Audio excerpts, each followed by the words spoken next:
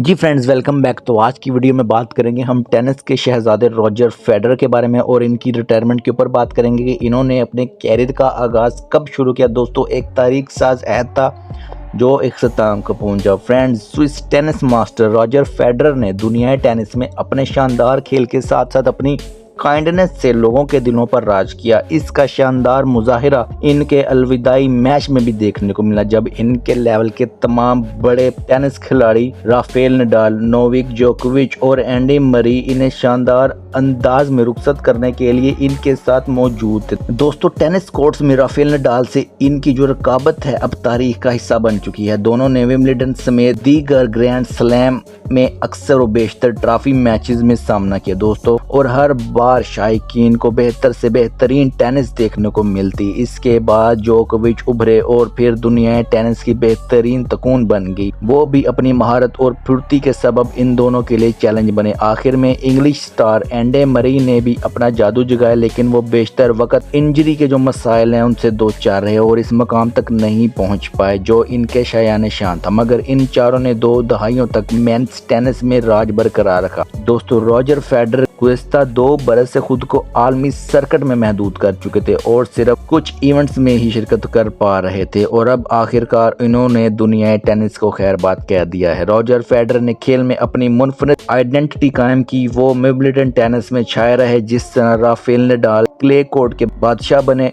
उन्होंने रिकॉर्ड बार French open title अपने नाम कर रखा है। फेडरर ग्रास और हार्ड कोर्ट पर अपने शानदार खेल के सबब अपनी मिसाल आप रहे। पूरी दुनिया में मौजूद इनके फैंस इनकी रिटायरमेंट पर गमज़दा हैं। फेडरर 1998 में दुनियाई टेनिस में उभरे। उन्होंने अपने स्टाइलिश खेल से फैंस को अपनी तरफ खींचना शुरू किया। फेडरर ने कैरियर की शुरुआत बॉल बॉय के तौर पर की। 16 साल की उम्र में उन्होंने जूनियर विंबलडन चैंपियन बनकर अपने ताबनाक मुस्तकबिल की नवीद सुनाई। इब्तदाई दौर में उन्होंने मुख्तलिफ मैच तो जरूर जीते, लेकिन वो कोई बड़ा टाइटल अपने नाम नहीं कर पा रहे थे। मुसलसल कोशिशों के नतीजों में उन्होंने 2001 में अपना पहला टूर्नामेंट जीता और फिर इसके बाद पीछे मुड़कर नहीं देखा। दोस्तों, अपने कैरियर में उन्होंने 369 फतूहात समेटी। नोविक जोकोविच अब भी इनसे 35 विन्स पीछे हैं। इससे कबल ये रिकॉर्ड 233 फतूहात के साथ अमेरिका के जिमी कॉर्नर्स के पास था। फेडरर को खेल पर गिरफ्त हासिल थी। अक्सर माहिरीन इन्हें किताबी खिलाड़ी का दर्जा देते हैं, यानी जैसा टेनिस बुक में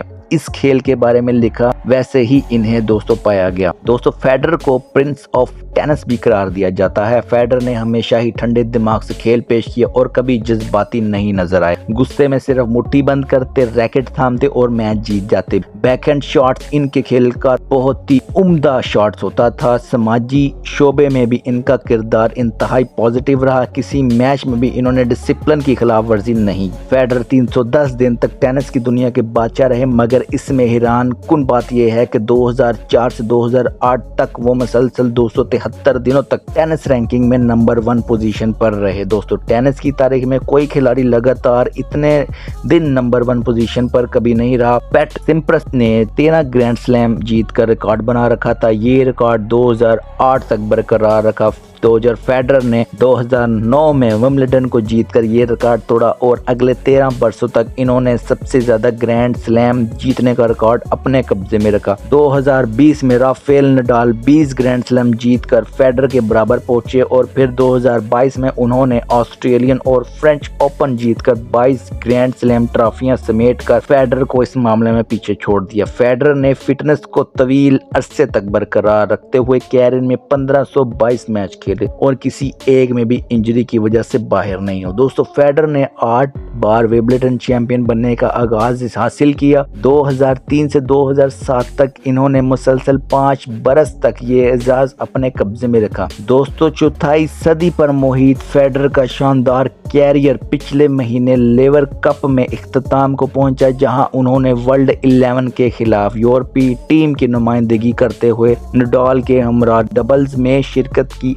स्टेडियम में मौजूद तमाशाइयों ने इस अजीम खिलाड़ी को जबरदस्त खिराज तहसीन पेश किया। तो दोस्तों ये थी रॉजर फेडरर से मुतालिक उनकी रिटायरमेंट की कहानी। तो उम्मीद करता हूँ कि आपको वीडियो अच्छी लगी हो। तो मज़ीद वीडियो देखने के लिए चैनल को सब्सक्राइब करें और बेल के आइकन को क्लिक करें और नीचे कमेंट बॉक्स में बताएं कि आपको नेक्स्ट वीडियो कौन से टॉपिक पर देखनी है। तो मिलते हैं नेक्स्ट वीडियो में, तब तक के लिए आप सब अपना ख्याल रखें।